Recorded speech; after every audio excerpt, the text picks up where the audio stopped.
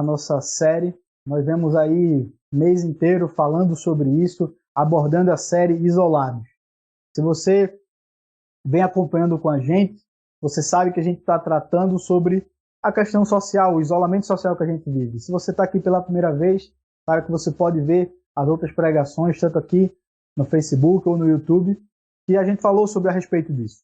O isolamento social causou vários problemas, ele foi uma forma de retardar a doença que nós vivemos, o coronavírus, e preparar os hospitais. Porém, esse isolamento ele gerou vários problemas. E ele gera várias questões, né? Físicas, emocionais, espirituais. E por conta disso, a gente precisa entender o que será que a Bíblia fala a respeito disso. Desses problemas causados, dessa possível solução. Quando a gente vai olhar a pandemia e pensar nela, sobre os efeitos que ela teve, né?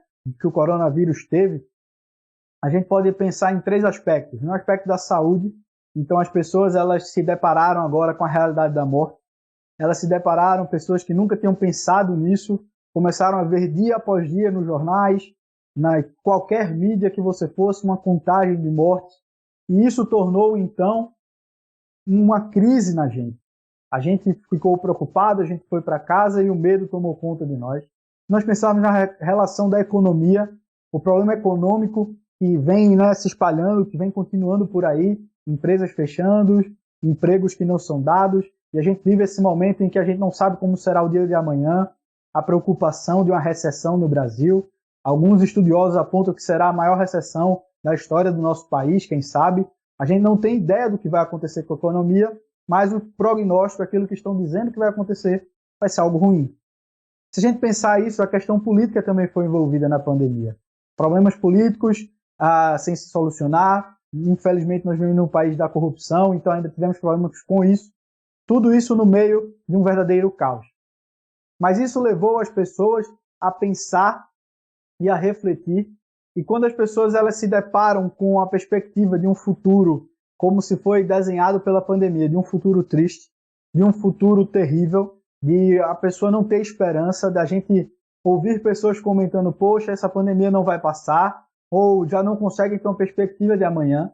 Isso foi causado exatamente pelo medo, pela realidade da morte, que qualquer pessoa poderia pegar, nós poderíamos infectar amados, familiares, e a gente com tudo isso ainda veio todas essas crises econômicas, políticas, e o dia de amanhã ficou obscuro. O cenário de amanhã, o futuro ficou tenebroso. E por conta disso, muitos perdem a razão de viver, muitos perdem a força e o ânimo de continuar, porque não conseguem ter esperança, não conseguem ver um futuro feliz.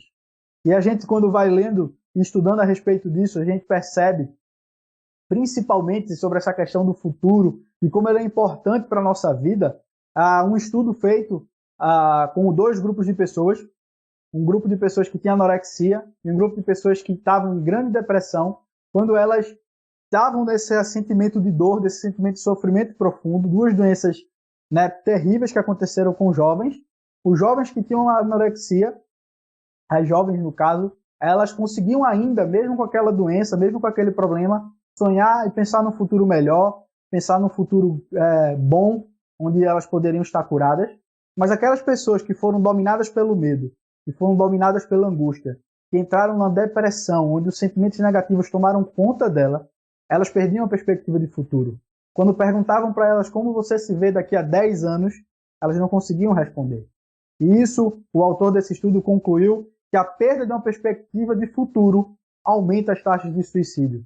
O senso de um futuro positivo protege você. Se a vida é ruim hoje, você pensa, isso dói, mas não vai doer para sempre. Mas quando isso é tirado de você, faz você sentir que a dor nunca vai passar. Essa perspectiva é exatamente o que acontece quando grandes crises ocorrem no mundo. A gente viu e já pode acompanhar com estudos, com dados, que depois da crise de 2008, muitas pessoas foram impulsionadas a cometer suicídios, foram empurradas por esse caminho, exatamente porque naquele momento as pessoas perderam a perspectiva de futuro. O futuro para elas tinha se acabado, elas não conseguiam ver fora daquele problema. E é isso que a gente está passando hoje. Quantas pessoas hoje, por conta da pandemia, por conta das notícias do jornal, por conta da situação econômica, por conta dos parentes que perderam, do emprego que perdeu, olham para o dia de amanhã e pensam: não há esperança, não há o que fazer, nós estamos presos aqui nesse momento. E essa questão, ela é impulsionada também porque na sociedade que a gente vive hoje, se a gente for pensar na mente, né, majoritária do mundo, é um mundo onde não há realmente esperança. Porque o mundo vai dizer que existe apenas a matéria, a gente só é isso que a gente consegue enxergar, essas relações de causa e efeito. E se é apenas isso, a sociedade atual, o pensamento atual vai dizer para você: olha, não tem esperança. O dia de amanhã realmente não tem o que fazer. E aí você fica preso nessa perspectiva. É uma sociedade que a gente vive que não pode lhe dar esperança. E a esperança, um futuro seguro, um futuro onde você pode olhar para frente e dizer vai ser melhor, isso ajuda a gente. Mas se você passa por isso, dentro da igreja a gente pode ainda viver essa realidade. A Bíblia ela vai apontar para um caminho completamente diferente. A Bíblia vai apontar e mostrar para a gente que a gente precisa ter esperança. Mas se a gente pode ver algo positivo desse vírus, é exatamente esse pânico que ele causou. Porque muitas vezes a gente esquece que a morte é uma realidade de todos. Muitas vezes a gente esquece que 100% das pessoas vão morrer. E isso fica no nosso consciente, a gente simplesmente apaga, a gente simplesmente esquece. E C.S. Lewis, de uma forma brilhante, vai falar sobre isso, não em relação ao vírus, né, porque ele não viveu o vírus da Covid, mas ele vai falar em relação às guerras que ele viveu. E ele vai dizer como a guerra funcionou semelhante a esse vírus, se a gente for conseguir comparar. E ele vai dizer assim: a guerra faz uma coisa em relação à morte. Ela nos força a lembrar dela. A única razão por que o câncer aos 60 anos ou a paralisia aos 75 não nos incomodam é que nós esquecemos dele. A guerra torna a morte real para nós, e isso seria considerado uma de suas bênçãos pela maioria dos grandes cristãos do passado. C.S. Lewis então vai dizer que se ele vivesse nesse momento, né, ele viveu no momento da guerra, em que a guerra colocou a morte em questão, colocou esse pensamento no fim da nossa vida, e ela faz com que as pessoas pensem e reflitam sobre isso. Se tem algo bom que pode ter acontecido nessa pandemia, é porque todos nós fomos lembrados que nós somos finitos. Todos nós fomos lembrados que basta uma simples gripe para que ela aumente, para que ela piore e nos leve ao óbito em poucos dias. Todos nós fomos abatidos com essa notícia terrível pelo mundo, que os números de mortes só crescem, crescem e crescem. Mas isso vai trazer em nós, então, uma grande pergunta e nos perguntar se a gente está preparado para esse momento. Se a gente está realmente preparado para essa perspectiva. Como, então, superar isso? A sociedade atual não vai lhe dar esperança. A sociedade atual ela não vai poder dizer: olha, amanhã vai ser bom. A única coisa que ela pode dizer é que ela não sabe o que fazer. Ela não tem uma ideia do amanhã. Mas a Bíblia é diferente. Se relacionar com Deus é diferente. Porque a Bíblia vai ensinar para a gente que, na verdade, a gente tem sim um futuro feliz, que a gente tem sim esperança e que a gente pode sim, nesse momento de crise, de onde tudo está dando errado, a gente pode olhar para cima e esperar dias melhores.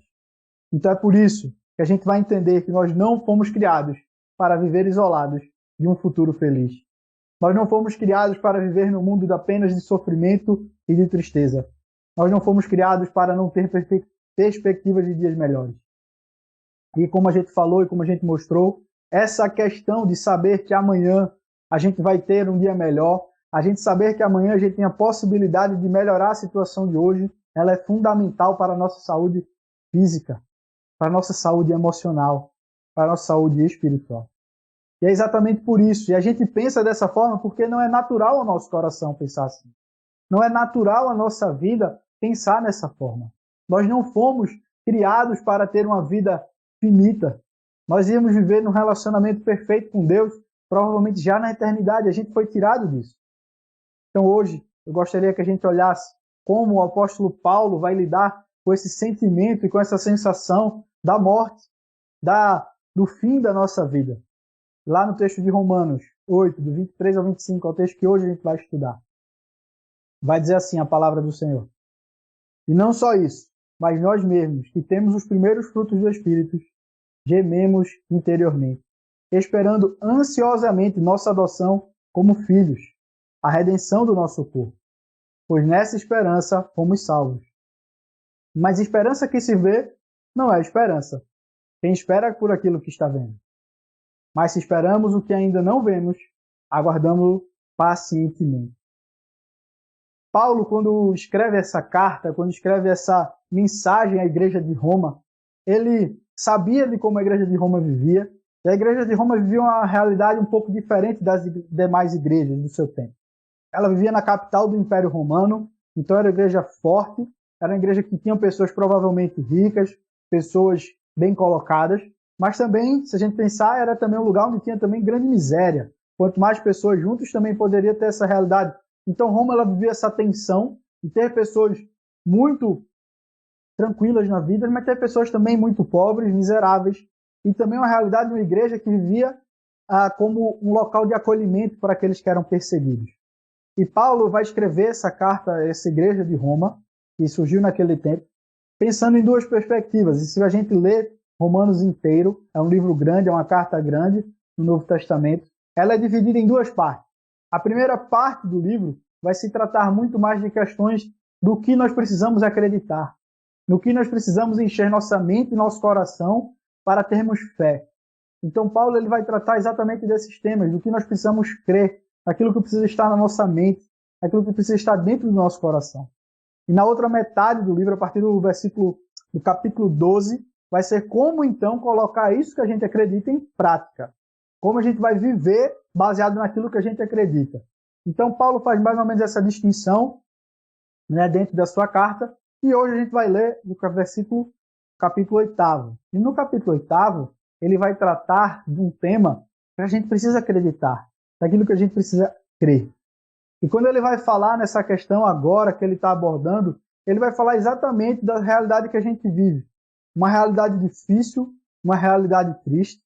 E quando a gente lê, se você puder ler um pouco antes desse texto, e se você continuar um pouco depois, dentro dessa estrutura aí dessa passagem, a gente vai ver que vão haver 3 gemidos, né? 3 formas de clamor dentro da sociedade, né? Dentro do universo criado por Deus.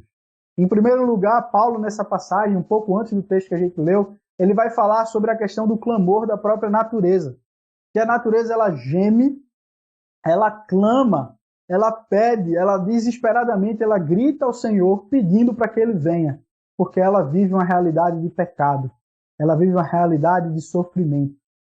Quando a gente vai pensar sobre isolados de um futuro feliz, nesse contexto que Paulo vai trabalhar, ele vai falar da natureza que sofre e que clama por ajuda, de nós, que da mesma forma vivemos no sofrimento e clamamos por ajuda, e o próprio Espírito Santo que habita dentro da igreja vai clamar e pedir por ajuda. Então, quando a gente vai pensar nesse isolamento, em primeiro lugar, a gente tem que entender, Paulo vai começar a falar isso para as pessoas da igreja de Roma, que o sofrimento é temporário. Nós precisamos entender que o futuro é feliz porque hoje o sofrimento é algo temporário, não é algo eterno. E ele vai colocar assim, não só isso, mas nós mesmos, que temos os primeiros frutos do Espírito, gememos interiormente. Então aqui, Paulo, se ele antes, como eu coloquei, ele vai falar que a natureza, ela sofre, ele vai dizer agora que nós também sofremos, e por conta desse sofrimento, nós clamamos, nós pedimos ajuda, nós gememos de dor. E essa realidade se encontra, e a gente pode ver isso hoje. O mundo não é preparado para o sofrimento. Muitas pessoas, e a nossa sociedade vive dessa forma, a gente não gosta de sofrer. A nossa sociedade sentiu uma dor de cabeça, toma um remédio, teve algum problema, toma um remédio. A gente quer evitar o sofrimento a todo custo. A gente quer o caminho mais fácil, a gente não quer o caminho difícil. A gente é a sociedade do conforto, da estabilidade.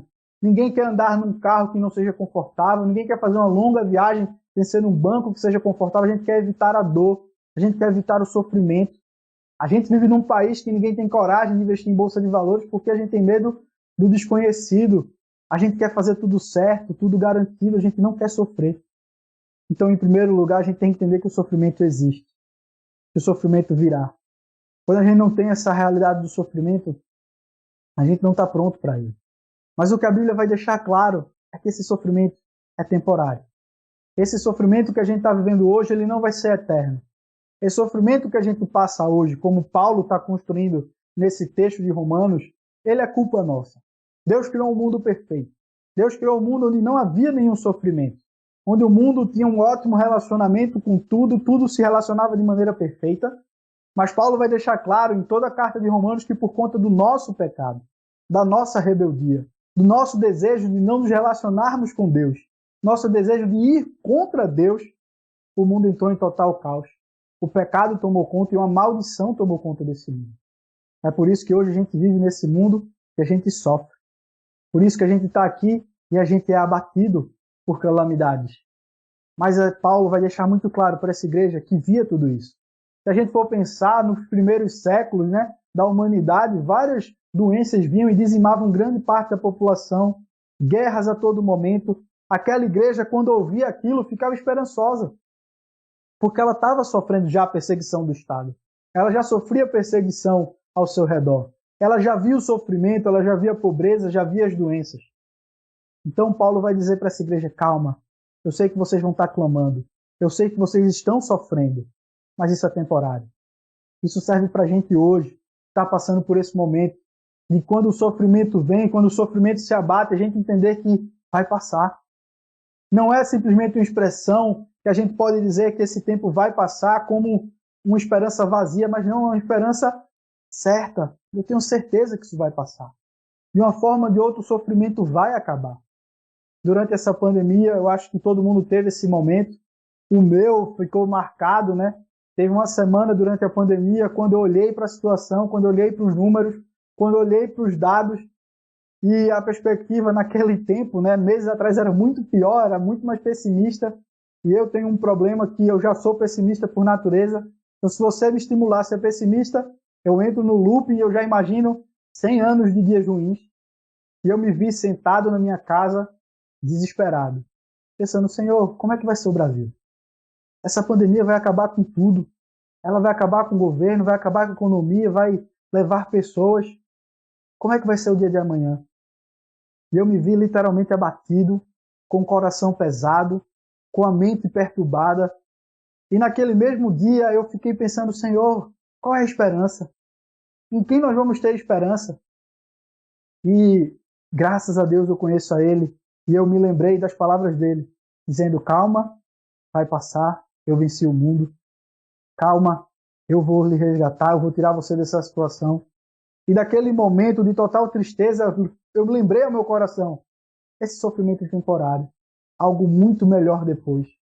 E é exatamente assim que Paulo nos leva a carregar, que Paulo nos leva a levantar a cabeça desse sofrimento e dizer, olha, você está sofrendo, você está chorando, isso é normal, isso vai acontecer, mas tem esperança.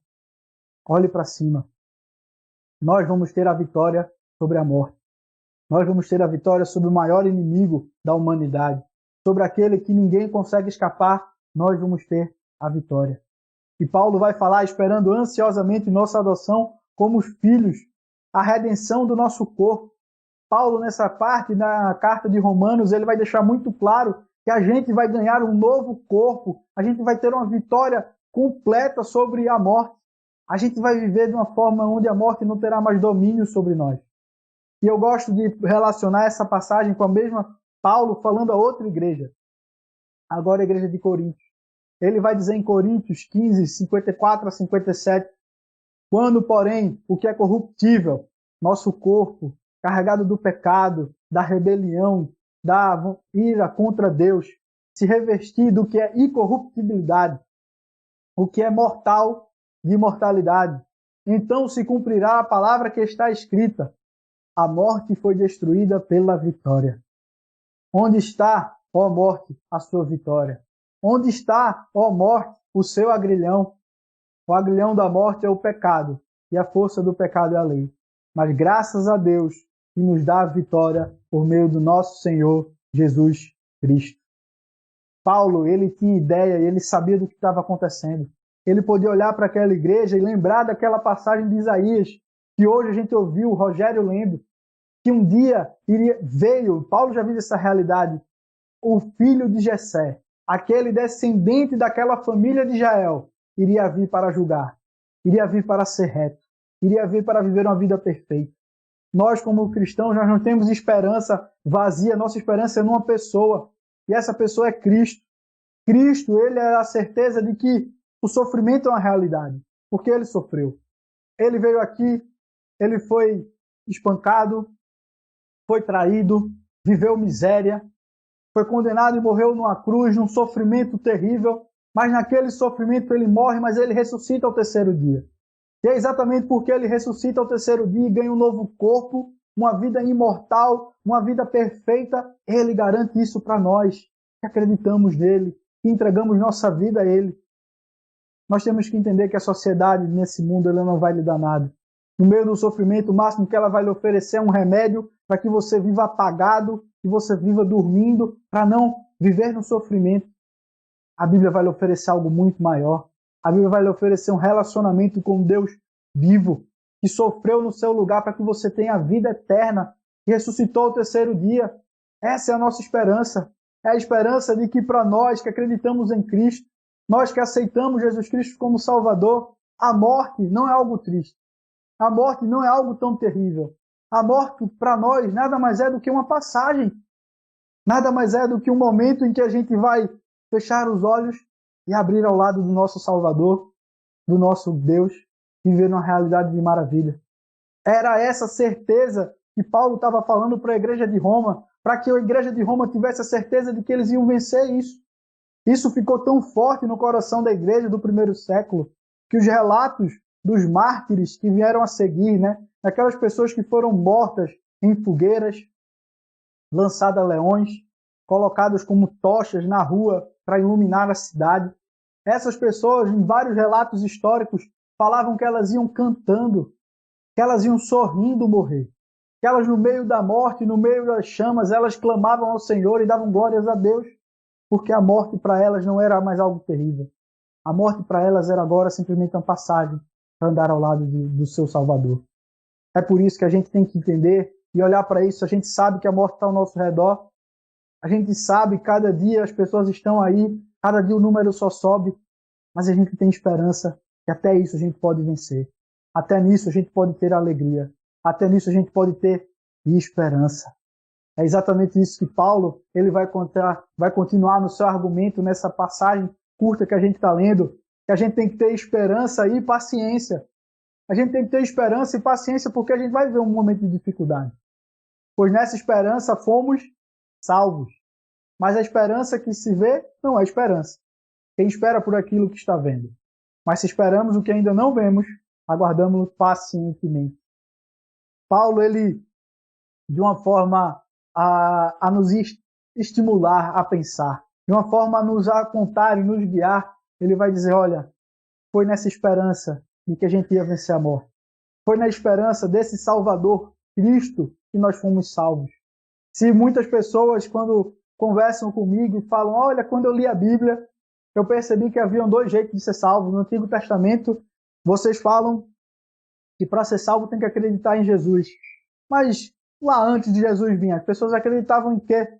Se ele não veio. A gente tem que entender que toda a salvação bíblica ela é baseada sim em Jesus. Que toda a salvação bíblica ela é baseada na esperança. Porque as pessoas que viveram antes de Jesus nascer, elas olhavam para Cristo, elas diziam, um dia virá o Salvador, um dia virá aquele que irá nos salvar, e nós também temos essa mesma esperança. A esperança de que o Salvador veio, que viveu no nosso lugar, que morreu e ressuscitou ao terceiro dia, mas nós continuamos com a esperança de que um dia ele vai voltar. A nossa fé continua a mesma. Na mesma semelhança, nós temos a esperança de que no dia de amanhã virá, de que no dia de amanhã estaremos aqui, poderemos esperar e ver Cristo Jesus restaurando o mundo, restaurando todo o universo. Nossa fé ainda se permanece na esperança. Paulo aqui ele vai nos chamar a ter esperança nessa salvação que virá. Nessa salvação que irá ser completa. Ele chama a ter esperança. E eu gosto porque a Bíblia ela não vai falar de uma esperança simples de você ficar sentado, esperando, cabisbaixo, mas a esperança bíblica é uma esperança que nos move, é uma esperança que nos impulsiona, é uma esperança que nos direciona à ação, a viver nesse mundo, a aproveitar ele, a transformar ele. As pessoas do Antigo Testamento tinham esperança e por isso elas caminhavam, elas tinham fé e continuavam seguindo. A gente sabe que dias melhores virão e muitas vezes a gente pode pensar, poxa, era melhor morrer logo para acabar com esse sofrimento. Mas a gente pode sim também viver bênçãos aqui, alegrias, felicidade nessa terra, tendo essa esperança.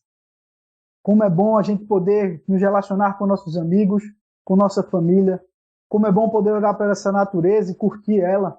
Quantos momentos de alegria nós temos. A vida não é apenas sofrimento, também é muita alegria. E quando a gente tem esperança que um dia a gente vai ter uma alegria completa, isso nos ajuda a caminhar. Isso nos ajuda a seguir. Então Paulo ele vai falar, olha, vocês vão sofrer, mas tenham esperança. Vocês vão sofrer ao ponto de vocês vão gemer, mas tenham paciência. Esperem. Aguenta um pouquinho. Eu sei que está difícil. E Cristo sabe que está difícil ao ponto que ele escreve, né? Deixa muito claro, olha, vai ser difícil, mas eu venci o mundo. Vai ser complicado, mas eu tenho a vitória para você. Vai ser difícil você viver nesse momento, mas calma, há esperança no dia de amanhã. Infelizmente a gente vive uma realidade no Brasil em que várias igrejas falam que a vida vai ser apenas um mar de rosas, que a vida aqui, por conta, se você acredita em Deus, você nunca vai sofrer. A Bíblia deixa sempre claro, não, o sofrimento é uma realidade. Mas a gente pode ter esperança, a gente pode suportar com paciência, com fé. Eu gostaria de dizer, se você está sem esperança, se você está preocupado, se você está ansioso, como eu estive durante essa pandemia, se você está sem dormir, afligido por conta do dia de amanhã, seus pensamentos são apenas pessimistas, saiba que um dia Deus Todo-Poderoso lhe amou.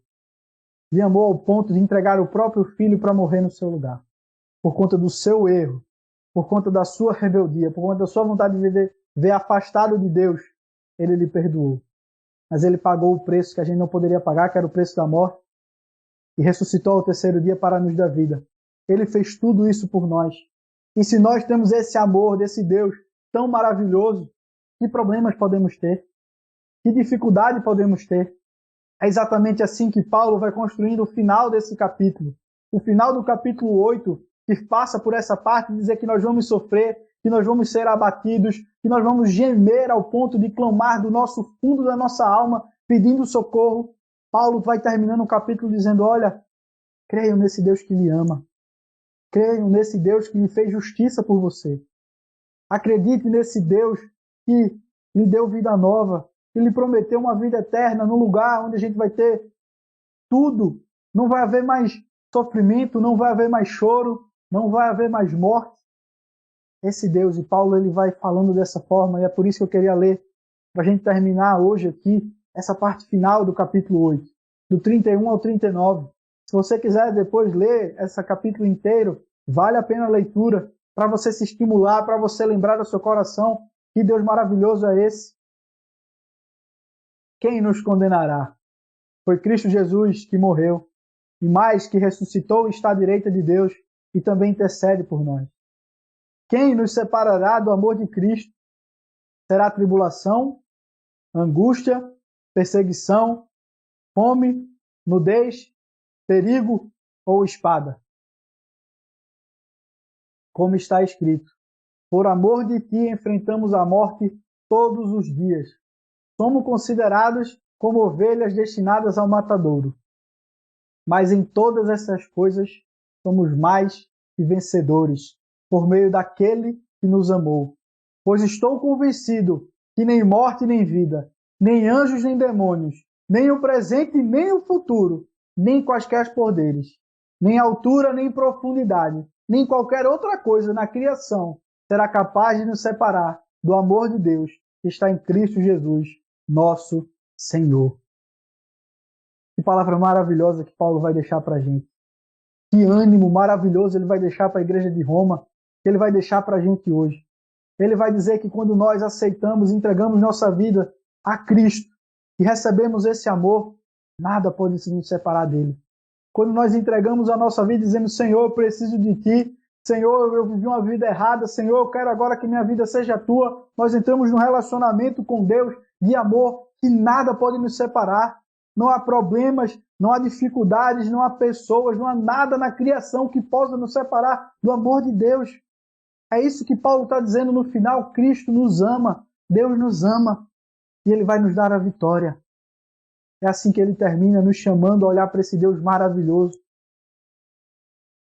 Então, se a gente pode aplicar alguma coisa ao nosso coração, diferente do que o mundo vai falar, diferente do que as pessoas vão apontar, dá esperança numa vacina, dá esperança em um remédio, dá esperança em um político, dá esperança em qualquer outra coisa, tenha a sua fé e a sua confiança em Deus, por conta dele, por aquilo que ele realizou, por aquilo que ele fez e por aquilo que ele vai fazer quando voltar. Tudo isso vai passar. Nenhum sofrimento vai existir. Nada vai acontecer que não esteja sob o controle dele. Então, por isso, paciência. Resista. Vai sofrer um pouquinho, vai doer, mas a gente tem esperança. Fale ao seu coração. Se você está nesse momento abatido, clame a esse Deus. Ore a Ele. Leia essa passagem, lembre desse amor maravilhoso dele, que Ele tem por você. E se você nunca se relacionou com esse Deus, entregue sua vida a Ele. Entregue, é simples. É você dizer, Senhor, eu era errado, eu vivia achando que o Senhor não existia, eu vivia achando que o Senhor era apenas uma ficção, mas eu acredito em Ti, Senhor. Eu entrego minha vida a Ti. E aí você vai ter todo esse privilégio de ter a certeza de que tudo vai passar. Que é a vitória da morte. Quando nós nos entregamos e nos relacionamos a Deus. Então, para terminar hoje, gostaria de perguntar, nesses dias onde muitos não têm esperança, muitos não têm perspectiva do futuro, onde está a sua esperança? Em quem você tem confiado? Será que você perdeu toda e completa esperança? Ou será que você tem esperança em outras coisas? Em políticos, em vacinas, em qualquer outra realidade, para cuidar do seu coração, para cuidar da sua alma? Onde está a sua esperança? Então, agora, gostaria de orar com você, pedir para que Deus nos abençoasse e dar a bênção para a igreja. Oremos ao Senhor. Senhor, meu Deus e Pai, muito obrigado porque Tu és um Deus maravilhoso. Muito obrigado, Senhor, porque Tu és um Deus que sabe as dificuldades que nós passamos. Tu és um Deus que veio aqui na terra e sofreu como nós sofremos. E por isso, Senhor, o Senhor sabe que quando a doença se aproxima, e que quando a morte chega perto de nós, nós somos lembrados da nossa finitude e um medo toma conta da gente. Mas, Senhor, nos ajuda a levantar a cabeça. Nos ajuda, Senhor, a lembrar daquilo que o Senhor fez em nosso lugar e que o Senhor nos amou enquanto nós ainda nos éramos pecadores, enquanto a gente ainda não Te amava, o Senhor nos amou. O Senhor pagou o preço do nosso pecado na cruz. O Senhor ressuscitou ao terceiro dia e por conta disso nós podemos ter esperança. Senhor, nos ajuda a lembrar que o Senhor venceu o mundo, que o Senhor venceu a morte e que o Senhor vai nos dar um mundo restaurado, um mundo perfeito e que tudo isso que a gente está vivendo vai passar. Que o Senhor vai passar, que o Senhor vai transformar toda essa realidade. Pai, nos ajuda a entregar o nosso coração a Ti. Nos ajuda a tirar nosso coração da esperança em um político, da esperança em um governo, da esperança em um remédio, da esperança em uma vacina. Nos ajuda, Pai, a tirar a nossa esperança desse mundo e colocar a nossa esperança no devido lugar, que é no Senhor. Nos ajuda a confiar em Ti, Pai. E, Senhor, eu Te peço que se alguém que ouviu essa pregação não Te conhecia, Pai, fala com ele. Mostra que o Senhor é a razão desse mundo, que o Senhor é a esperança desse universo. E, Pai, fala também ao nosso coração, que já conhecemos a Ti, para que a gente realmente viva aquilo que o Senhor declarou. Viva na nossa vida a esperança e o momento de entender que tudo vai passar e que nós podemos suportar isso. É isso que nós Te pedimos. Te agradecemos por tudo que o Senhor já fez e que ainda vai fazer. Em nome do Teu Filho amado, Jesus. Amém. E agora abençoe a Tua igreja. Que o amor de Deus, nosso Pai, que a graça do nosso Senhor Jesus Cristo e que a consolação e o poder do Espírito Santo seja hoje e para todo sempre sobre a Tua igreja. Amém.